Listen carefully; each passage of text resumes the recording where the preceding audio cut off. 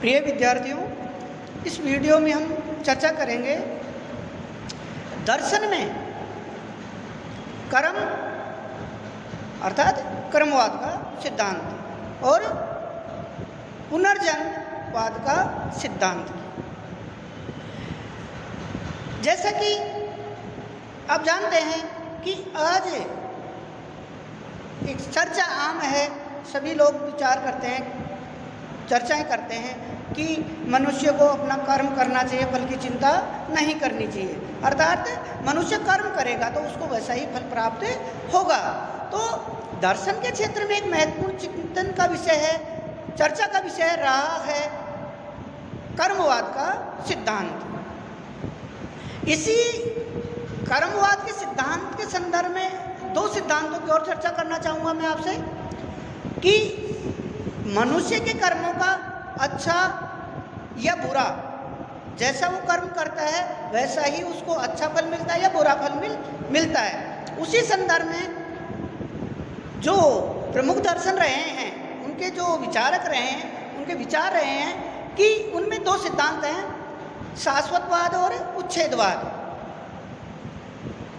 हालांकि एक सत्ता के अस्तित्व को वस्तु के अस्तित्व के संदर्भ में प्रयोग में किए जाते हैं शाश्वतवाद और उच्छेदवाद, लेकिन कर्मवाद के संदर्भ में भी इनका उपयोग या अपन इनको समझ सकते हैं। जैसे कि चार्वाक दर्शन भौतिकवादी है तो वैसे ही वो परलोक, आत्मा, परमात्मा, पुनर्जन्म, ईश्वर को कुछ नहीं मानते, यानी सीधी सी बात है वो इस लोक परलोक में ही विश्वास करते हैं, इस भौतिक जगत को में ही विश्वास करते हैं। इसलिए जो भौतिकवादी दर्शन है वो कर्मवाद के सिद्धांत में विश्वास नहीं करते कि कर्मवाद का सिद्धांत बहुत आगे तक ले जाता है, आगे की सोच रखता है कि मनुष्य जैसा कर्म करेगा उसको वैसा ही फल मिलेगा, या तो इस जन्म में या अगले जन्म में, पुनर्जन्म में। तो वो उसको नहीं मानते। जैसे उच्छेदवाद का सिद्धांत कहता है कि इस मृत्यु के साथ सब कुछ समाप्त हो जाता है। ये तो वस्तु की सत्ता की बात हुई कि वस्तु यानी जैसे मनुष्य की मृत्यु हुई और उसकी मृत्यु के साथ ही उसका शरीर मृत हो गया, समाप्त हो गया, तो कुछ भी शेष नहीं रहा, अर्थात उसका उन्मूलन अर्थात उसका उच्छेद हो गया। लेकिन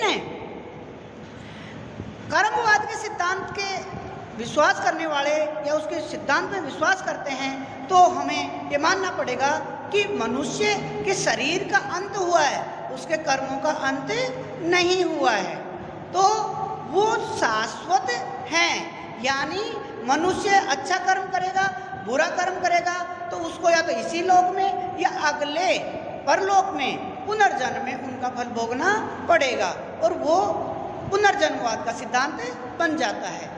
यानी मनुष्य अच्छा या बुरा कर्म करता है और कर्मों के अनुसार ही वो फल प्राप्त करता है, उसको इसी जन्म में उसके फल मिल सकते हैं या अगले जन्म में पुनर्जन्म में उनके फल मिल सकते हैं। तो कर्मवाद का सिद्धांत नहीं होता तो आत्मवाद का सिद्धांत नहीं होता, और आत्मवाद का सिद्धांत नहीं होता तो पुनर्जन्म का वाद का सिद्धांत भी नहीं होता।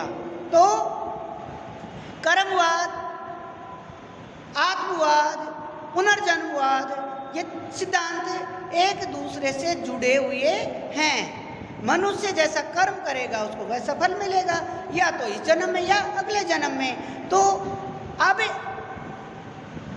पुनर्जन्म किसका होगा? आत्मा का। तो आत्मा, कर्म और पुनर्जन्म ये तीनों सिद्धांत एक दूसरे से जुड़े हुए हैं। और पुनर्जन्म किसका होता है? आत्मा का, न कि शरीर का। और मनुष्य जैसा कर्म करता है उसको वैसा ही फल पुनर्जन्म में प्राप्त होता है। इसलिए दर्शन में चाहे वो जैन दर्शन हो, चाहे बौद्ध दर्शन हो या षट दर्शनों में हो, वैशेषिक हो, सांख्य दर्शन हो, सभी में ये जो सिद्धांत है कर्मवाद, ये कर्मवाद का सिद्धांत ही आत्मवाद की तरफ ले जाता है और आत्मवाद का सिद्धांत ही पुनर्जन्मवाद की तरफ ले जाता है। अर्थात तीनों सिद्धांत एक दूसरे से जुड़े हुए हैं। तो इस वीडियो में हमने चर्चा की आत्मवाद, कर्मवाद और पुनर्जन्मवाद। दोस्तों, आपको इस वीडियो में बताई हुई बातों से आपको कुछ ज्ञान मिला होगा, मेरा ऐसा मानना है, विश्वास है। ये न केवल दर्शन में बल्कि यूँ भी अपने व्यावहारिक जीवन में भी इनकी उपयोगिता है। Thank you.